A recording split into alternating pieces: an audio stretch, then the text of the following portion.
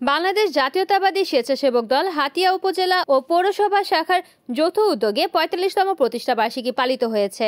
বুধবার ২০ আগস্ট দুপুরে উপজেলার ওসখালী হোটেল রেড সির সামনে থেকে ২ সহস্রাধিক নেতাকর্মী নিয়ে একটি র্যালি শুরু করে দ্বীপ সরকারি কলেজ গেটে গিয়ে শেষ হয়। উক্ত পথসভায় বক্তব্য রাখেন হাতিয়া উপজেলা স্বেচ্ছাসেবক দলের আহ্বায়ক ও নোয়াখালী জেলা স্বেচ্ছাসেবক দলের সহসভাপতি নজরুল ইসলাম আদনান, উপজেলা স্বেচ্ছাসেবক দলের সদস্য সচিব সুমন তালুকদার, পৌরসভা স্বেচ্ছাসেবক দলের সদস্য সচিব খন্দকার সোহেল, উপজেলা স্বেচ্ছাসেবক দলের সিনিয়র যুগ্ম আহ্বায়ক মোহাম্মদ ওসমান ও ১ নং যুগ্ম আহ্বায়ক আমির আল কাউসার, পৌরসভা স্বেচ্ছাসেবক দলের যুগ্ম আহ্বায়ক রেদাওয়ানুর রহমান রাসেল সহ প্রমুখ। এ সময় বক্তারা বলেন, গভীর শ্রদ্ধা করে স্মরণ করছি বাংলার রাখাল রাজা, বাংলাদেশের স্বাধীনতার স্থপতি, স্বাধীনতার ঘোষক, বাংলাদেশ জাতীয়তাবাদী দল বিএনপির প্রতিষ্ঠাতা মরহুম শহীদ প্রেসিডেন্ট জিয়াউর রহমানকে আজকের এই প্রতিষ্ঠা বার্ষিকী থেকে গভীর শ্রদ্ধা করে স্মরণ করছি।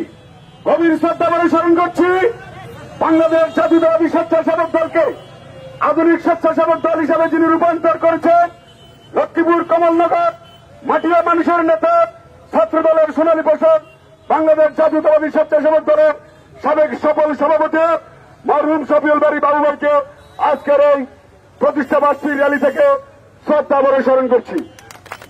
শহীদ প্রেসিডেন্ট জিয়াউর রহমান স্বেচ্ছাসেবক দল প্রতিষ্ঠা করেছেন জনকল্যাণে, ঘূর্ণিঝড়, জলোচ্ছ্বাস, শীতার্ত মানুষের মাঝে বস্ত্র বিতরণ সহ নানা জনকল্যাণমুখী কাজের জন্য বাংলাদেশ জাতীয়তাবাদী স্বেচ্ছাসেবক দল প্রতিষ্ঠা করেছেন। আজকে হাতিয়া উপজেলা স্বেচ্ছাসেবক দল থেকে ধন্যবাদ দিতে চাই বাংলাদেশ জাতীয়তাবাদী দল বিএনপির জাতীয় নির্বাহী কমিটির সাংগঠনিক সম্পাদক, আমাদের হাতিয়া উপজেলা বিএনপির সাংগঠনিক অভিভাবক, হাতিয়ার কৃতি সন্তান জননেতা জনাব মাহবুবুর রহমান শামীমকে।